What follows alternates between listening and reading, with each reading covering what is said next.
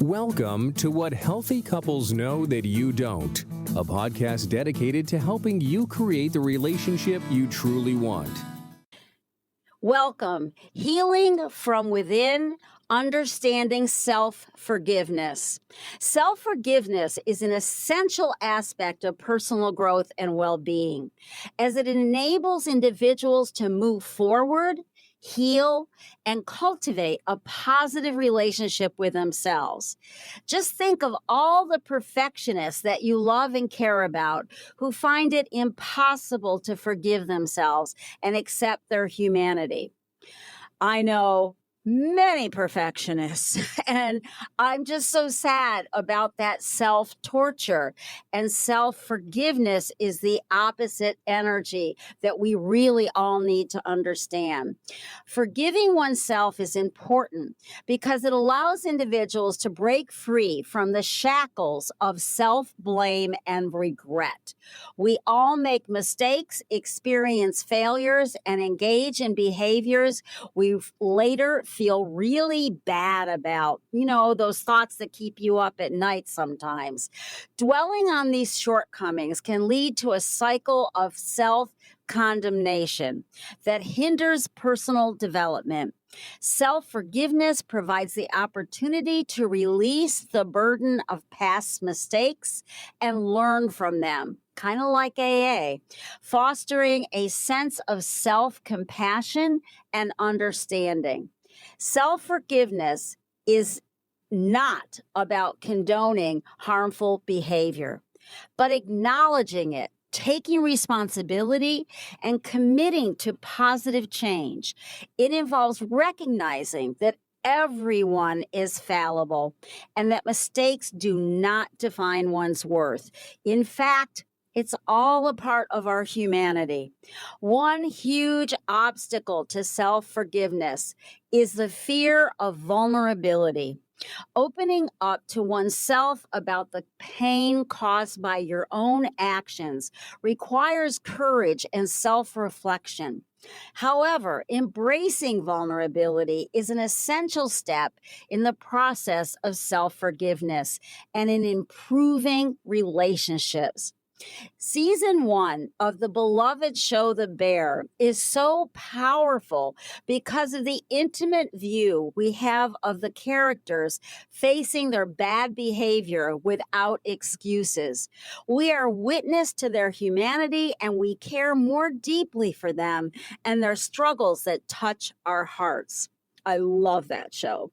Self-forgiveness allows individuals to confront their mistakes with honesty, accept their imperfections, and ultimately grow from the experience.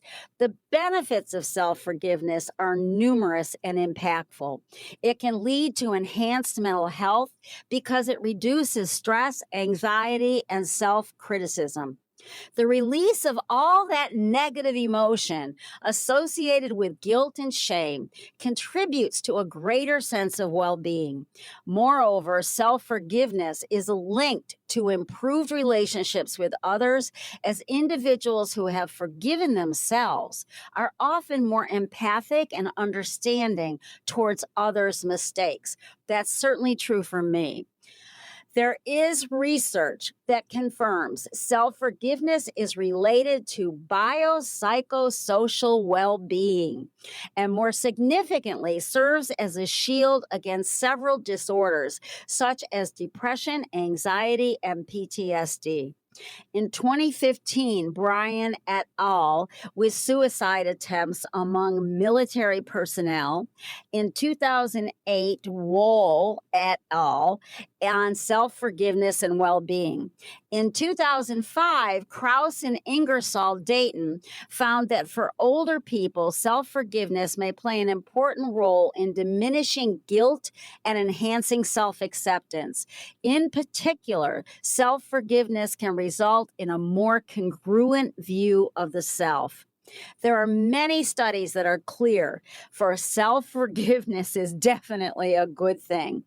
One of the things that was kind of fun to find in my search for learning more about this topic, I discovered a British website for young Muslims suffering from religious guilt written by Maria Mahmoud and Hadil Nuar of the Muslim Youth Helpline, who describe the 4 R's of self-forgiveness: responsibility, accepting what happened, and show yourself compassion.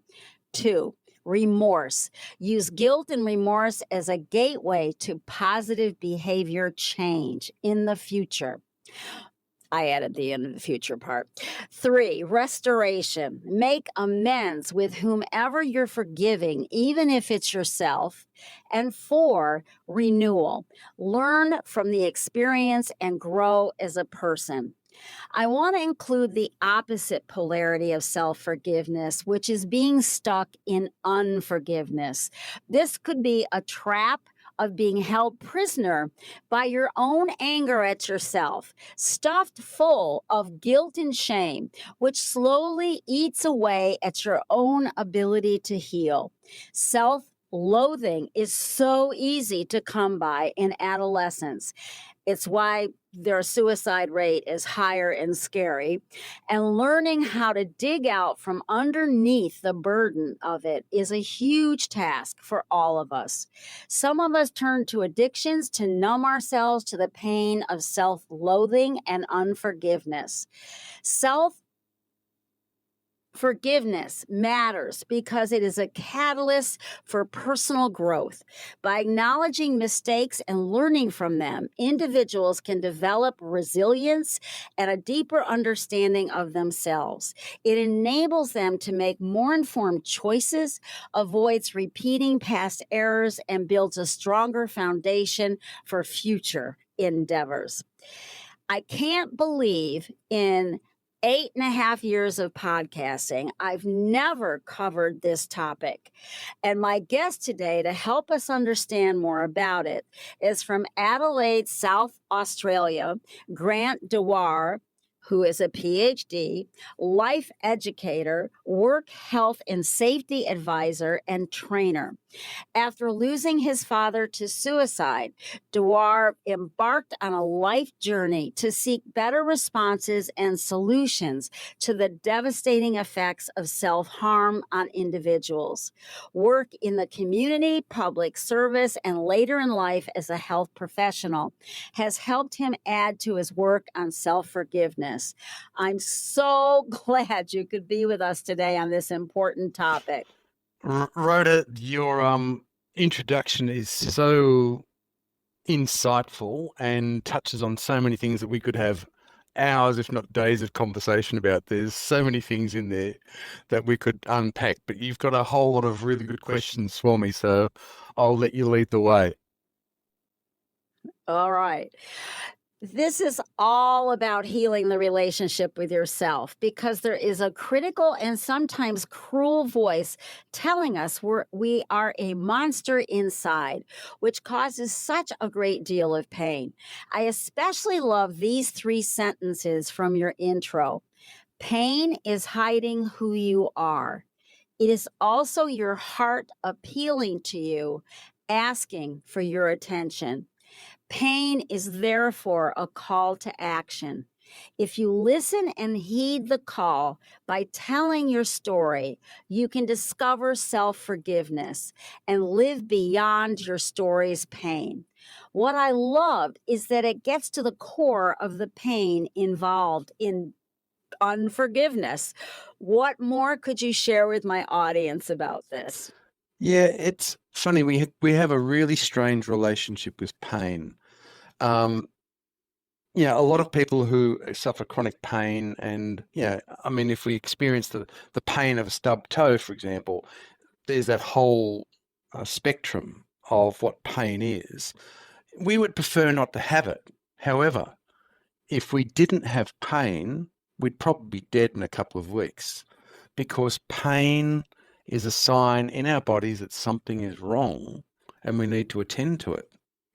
And people who can't feel pain are in great danger of not being able to heal appropriately because they're not responding to their wounds.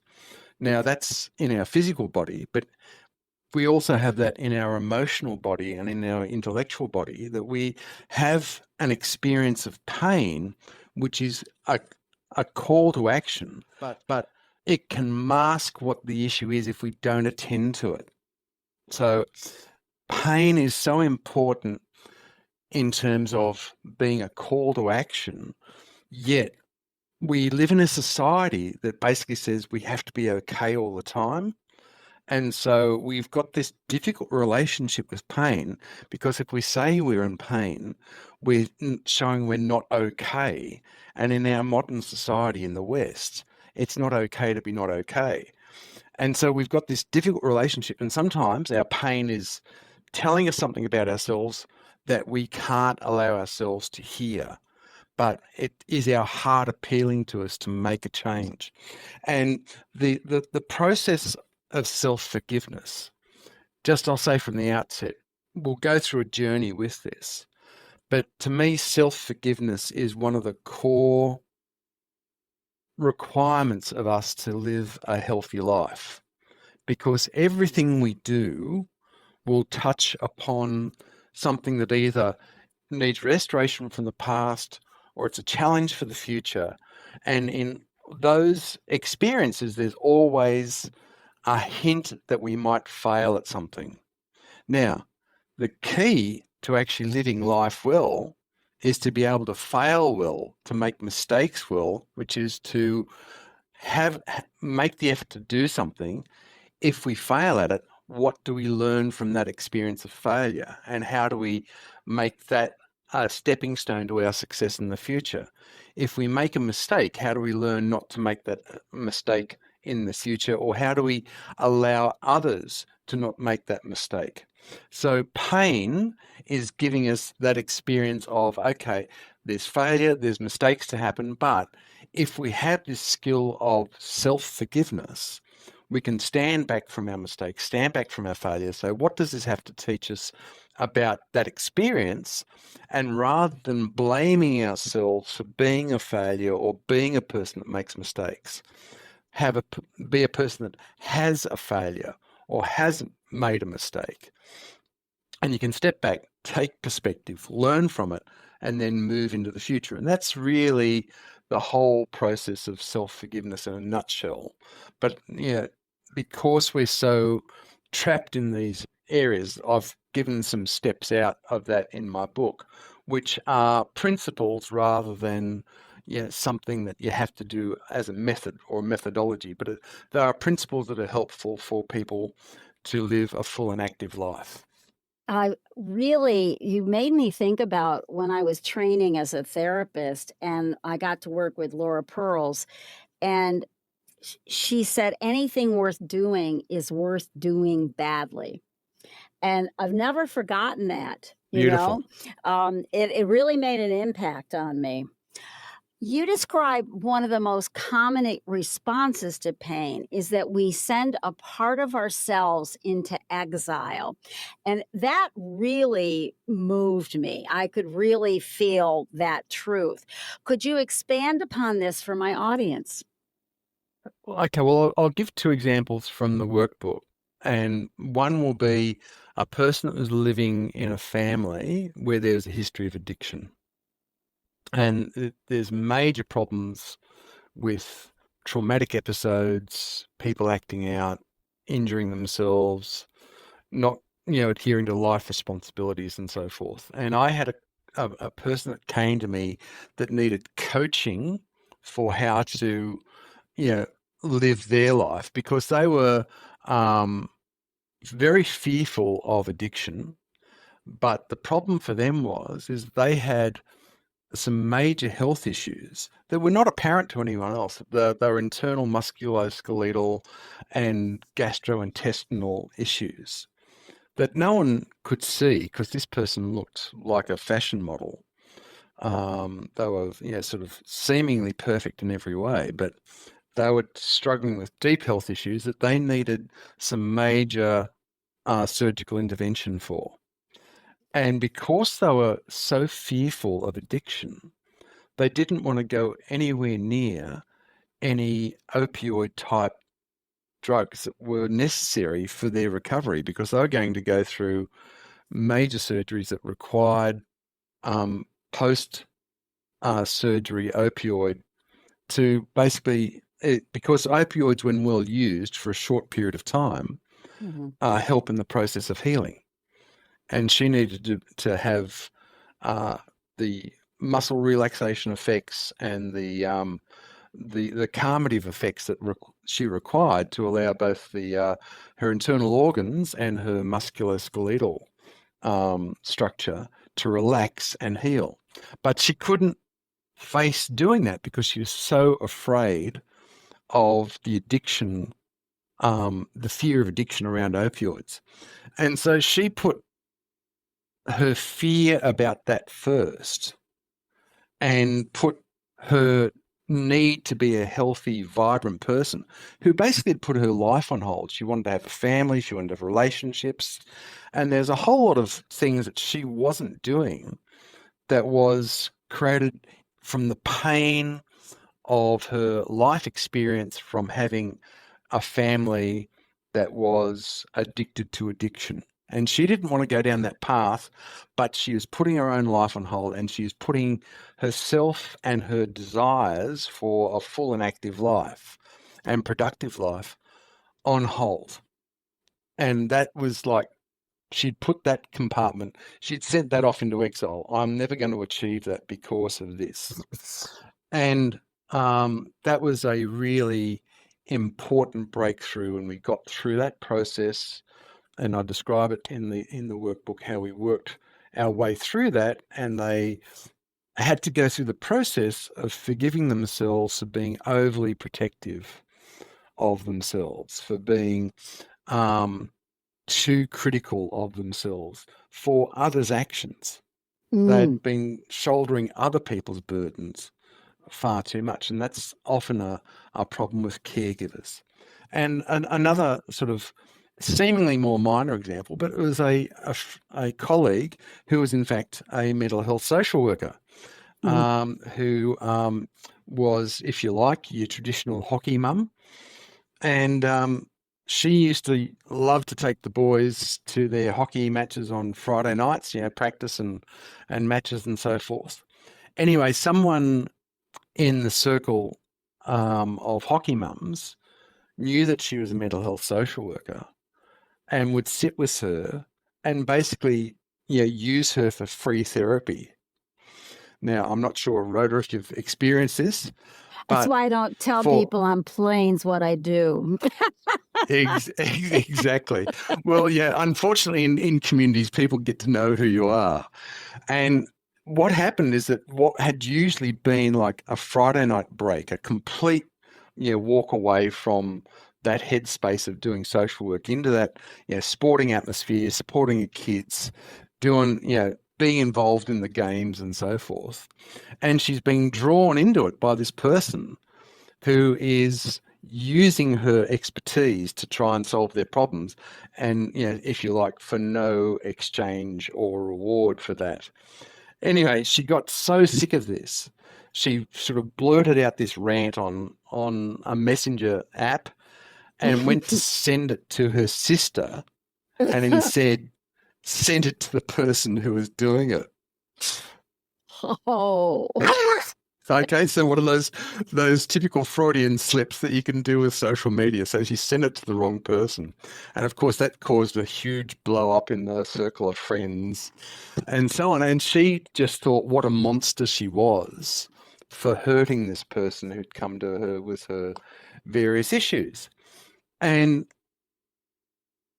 what she realized is that when she went through this process of self-forgiveness, once again, she'd put into exile that part of herself that needed rest, a break, recuperation, healing in her own way. And she'd continued to carry the burden of being the carer, even though she's prepared to have a short conversation and say, go and see these people, use these resources. But when she was being used up as the resource, the part of her that needed to care for herself was the part that was going into exile. And that was what she's expressing in that rant. And then she further put herself into exile when she thought what a horrible person she was for letting that all out to the person who was, if you like, the her tormentor on those Friday nights. And so so this is the way in which we can send ourselves into exile when we are in so much pain we don't even want to deal with what our real needs are. It's just too hard, and we keep up different sorts of facades, we take different sorts of actions, or we engage in this self-blame game rather than dealing with what the real problem is, because we don't want to enter in and see what the work we have to do to heal and recuperate. Does that make sense, Rhoda? Yeah, absolutely. And I'm hoping that she learned the future behavior change that would be to set a limit with the woman directly in the future. you know. Exactly, and that's exactly what she did learn. hmm But she had to go through this process of self-forgiveness to say, okay, I have a right and an obligation to myself to actually treat myself well and put a value on my own time, and from that make a strength-based decision. And the self-forgiveness is the balance. I am a Gestalt person, and so I really think about the yin and the yang. So you're a caretaker, but the other side of that is not exiling, as you said, the part of you that needs to take care of yourself as well. And so you're really Exactly. self-forgiveness is a way of restoring the balance, the internal Absolutely. balance. Yeah.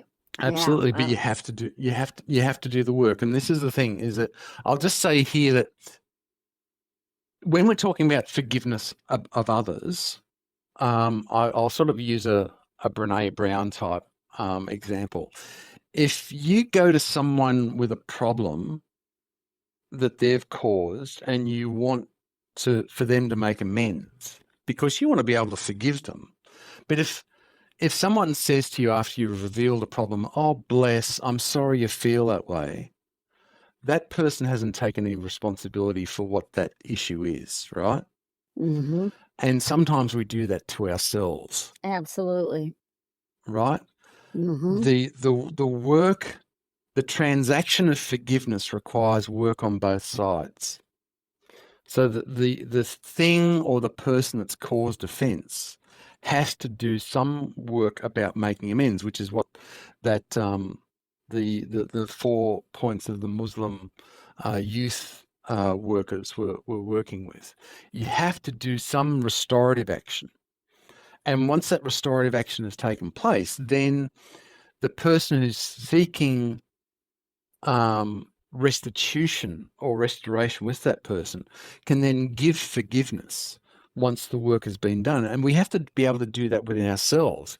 We require us to do work within ourselves in which we're balancing, as you like, getting that gestalt right, to get that balance of it's a balance of energies. It's the yin yang, as you say. Yeah. Define self compassion for us and how we can go about improving our skills. Okay, well, self-compassion, the root word of compassion is to be with suffering. Mm. And what we've talked about so far is that if we don't allow our pain an open expression, if we don't allow ourselves a space to be with that pain, we cannot examine it and we cannot see what its purpose is. So self-compassion is to sit with ourselves in our pain and suffering. Now, the Buddhist example is pain and suffering will happen in this life. It's the struggle that's optional, right? Yeah. So Yeah. struggle is when we've stubbed our toe walking into a room. Oh, I never want to have that pain again. That's struggle. Okay. Pain is there for a good reason for you to choose your steps more carefully, right? So pain and suffering are part of life, but it's the struggle with it that's the problem. And self-compassion is a way to stand back. hold the experience of pain, hold the experience of suffering, to be open, interested, and curious about what that experience is, to give love and support and the sort of acceptance that says it is what it is, and I will allow it to be in its own space because this has its own significance. Okay?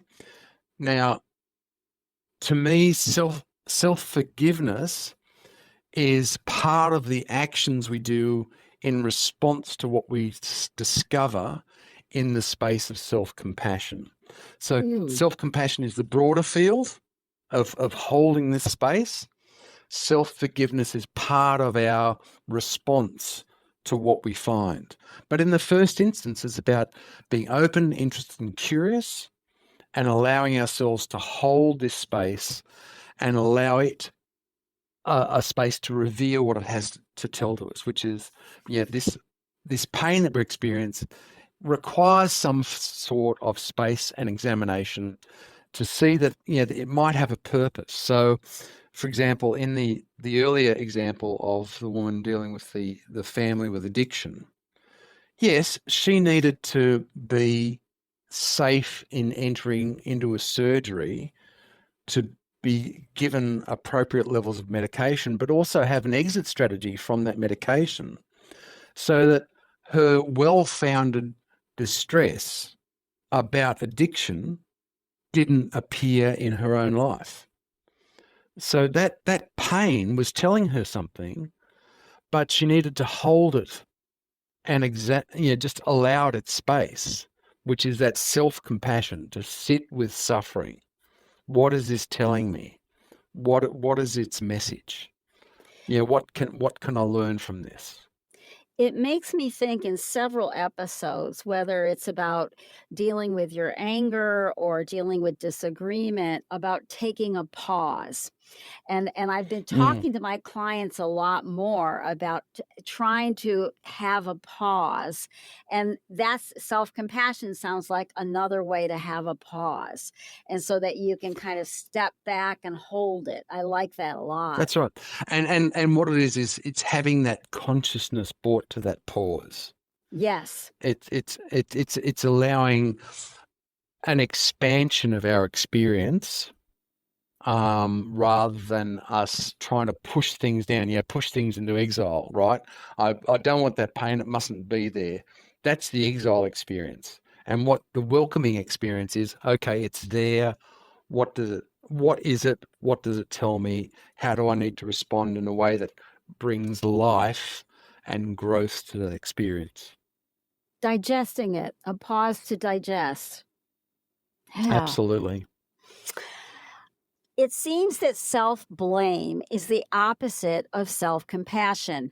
Why do we get so enchanted with blaming ourselves? What is excessive and healthy self-blame? Okay. So self-blame is this allocation of responsibility, and I like to think of it as being a very busy thought.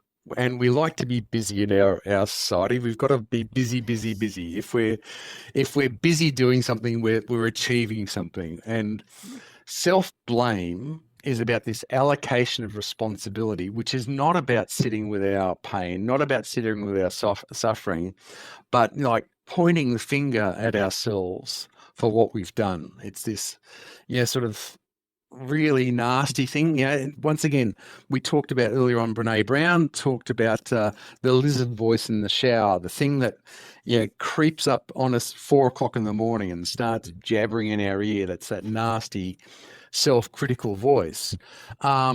We get enchanted with blaming ourselves because it gives our mind something to do. But it's not actually addressing the real problem, because addressing the real problem actually requires work. And sometimes we're avoidant of actually wanting to do the real work. So excessive self-blame is being stuck in a place where we're finger pointing at ourselves. You're to blame for doing this, blah-de-blah-de-blah. you're so stupid for doing that, all that sort of stuff. And and we can come up with some really toxic, horrible language Oh, in yeah. doing that, right? So we're being very polite in the sort of words we'd call ourselves. So that's excessive self-blame. So healthy self-blame is, okay, I was responsible for sending that text message to the wrong person. I was not careful in what I did. I meant to send it to my sister, and instead I, had this person in my mind, and I chose her name, and I pressed send on that. And I need to blame myself for being not very careful, with my texting. It's like those messages are sent at 2 o'clock in the morning that everyone regrets. So there should be a basic rule: don't send a text at 2 o'clock in the morning, or don't engage in social media responses at 2 o'clock in the morning. That's the way in which we sort of say, okay, what is it that I needed to do that could have prevented that problem from occurring? And now that problem has occurred, what do I need to do to respond to it? So that's healthy self-blame, is when we hold the space, stop the finger pointing, and allow that incident to tell us something about ourselves that we can respond to. And that's one of the pathways to self-forgiveness. It's, as we said earlier on, that restorative response, that renewal response. Mm. Does that make sense, Rhoda? Absolutely. Absolutely. I often tell my clients that they're acting like they have bodies buried in the basement, which usually makes them laugh, but does not seem to move them from seeing themselves as being unforgivable. How can we go about giving ourselves a fair trial? Wow. Thank you. Oh, look, there's so many questions here that really shows you've gone through this book and really understand the essence of it, Rhoda. So thank you so much for the work that you've done to understand what this is about. So I give an example of the fair trial in the book. So, yes, we do act like we have bodies buried in the basement. But for example, if there's no real body there, but it might be, oh, that relationship that I destroyed by making a bad decision, right? That can be Mhm. like a body buried in the basement, right? Absolutely. Now, if we give ourselves a trial, okay, if that was a criminal offence, how many years in jail would you get for it? Okay?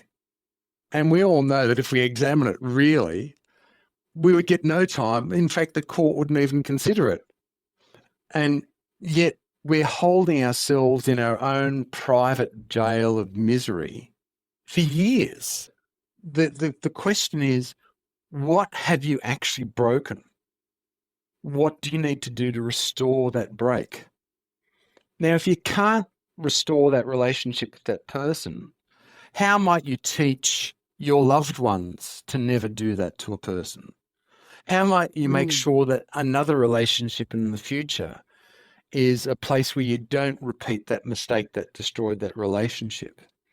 Now, if you want to give yourself a fair trial, what our justice system should be about is about serving time, doing penitence, which is what penitentiaries used to be about, and restoring ourselves to functioning in society. That's what our justice system should be doing. And if we're going to be just with ourselves, we need to understand what we've done to cause that break with ourselves or with a person, or with an event, or with our community, or whatever it is, to see what it is that happened, and how do we make the right amends to restore the situation, take action that takes us into the future, or how do we learn from that in a way that assists us to live our lives fully and more fruitfully? Does that make? Mm. Absolutely. Yes, I really like that a lot. A fair trial. I think that's a good idea. Yeah. Tell us about mindful attention or reflection and how it can bring us more skills in perspectives. Okay. Well, look, one of the things I spend a chapter on is perspective taking. And I think that's such an important skill for all of us in so many situations. Exactly. So a perspective, there's 1,000 different ways to take perspectives. But for example, just sometimes standing literally in a different place in the room can give us a different perspective of what's going on. And people do this in therapy and chair work and so forth. If I sit in the place where the person is and observe myself from their perspective, what do I see? There's another perspective of, if I look back on this experience that I'm having in 10 years' time, what would that look like? If I look at this particular issue that I'm going on from when I was a child and I observe myself as an adult, what would I see? There's all sorts of different things that we can do to reveal different aspects of what we see, because our mind is all the time trying to get rid of information. And that process, because if we took in all the information that was coming at us from the world, we just couldn't function. And so we often get into a tunnel vision and see things from only one perspective. And it's opening ourselves up to more perspectives. And this is where mindful attention is really important. So mindful is being present in the moment and attending to that thing with all of our mind focused on that. And that can be a very useful experience. And, I've talked about tunnel vision, but if we say, okay, let's allow ourselves to rise above the situation and look at it down from a helicopter view, and then give it our full attention from a different perspective, right? Mm-hmm. Reflection is also a process of perspective taking, because our reflection is necessarily something outside of us. When we look in a mirror, we're looking at something that's actually distant from us, and we can examine ourselves from that space. And so you would know that also we use this in terms of language, that a reflective conversation could be, okay, Rhoda, when you say that you've never covered this in 8 years, I understand from what you're saying is that this is a place of great interest, but it's also a little bit perplexing that you haven't done that. Now, does that sound like something that's reflective of your experience? Yes. Yep. Yeah. So that's reflective language. Okay.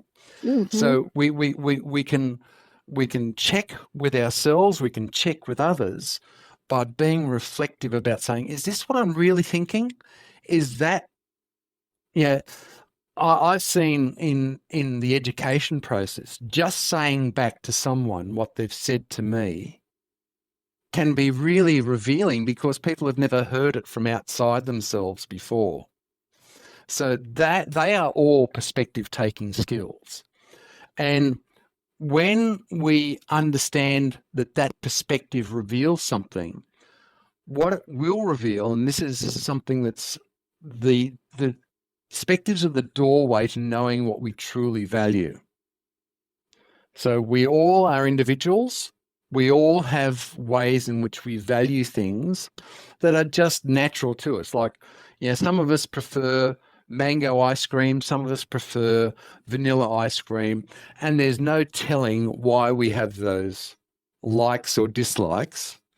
But that is like a value, right? Some of us, we want to serve others. Some of us will want to engage in action that's of our own volition. We want to build things and do things. They can come from the values that we have about care or about creativity, right? There's no right or wrong to it. It is what it is.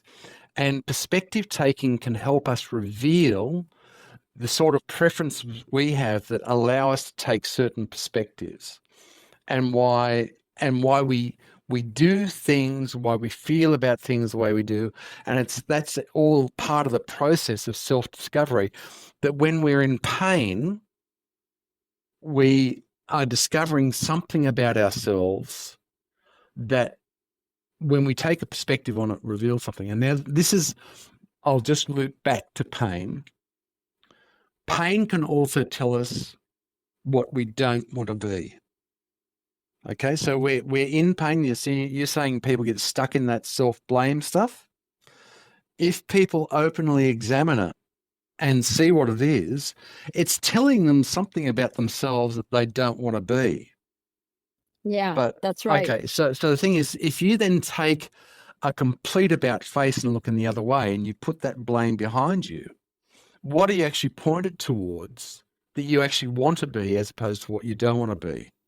So that's another skill of perspective taking, is turning around and taking another view of what takes me away from that blame, right? What is the action I need to take, right? So that's a perspective taking process as well that will also help reveal what we value.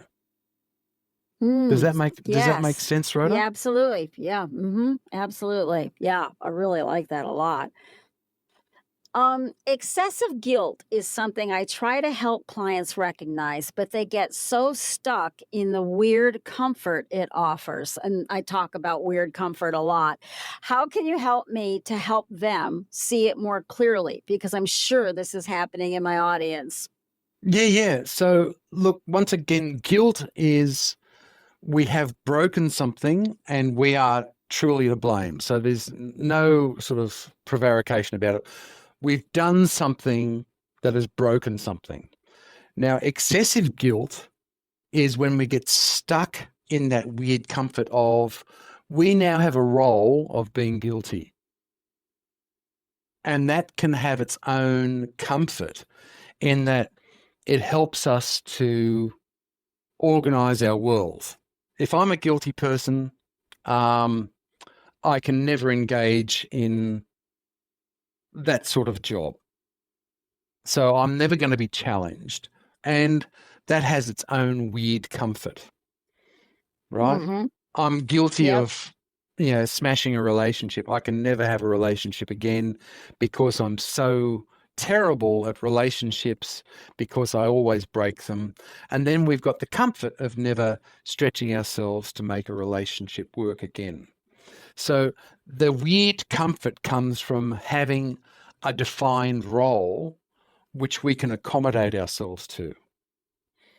Because to actually work on that, okay, and this is one of the reasons why self-forgiveness is such an important skill, is that when we try to make restoration, and we might make a mistake in that. Like I've seen people go up to people and say, look, I'm sorry I've done that. And they get rebuffed in doing that, right? We can see people who try to gain new skills and they don't get it quite right the first time. And, I'm a total failure at this. I can never do anything about it. But the whole thing is that learning new skills requires us to make mistakes, to fail, but to fail well, to make mistakes and make mistakes that are beneficial to learn from. And we need to be able to forgive ourselves for stretching out into the unknown, doing new things, learning new skills, making new relationships, doing things that are outside our comfort zone. And to get unstuck requires an effort. And excessive guilt keeps us stuck because it has its own weird comfort zone. Getting unstuck requires us to get discomforted. We have to get outside that zone, right? And the issue is in dealing with people with addictions, in going through education processes with them, what I've seen most clearly in my own experiences is purely anecdotal, is what gets a lot of people out of addiction is having an important relationship that they need to make work. And so love is the key.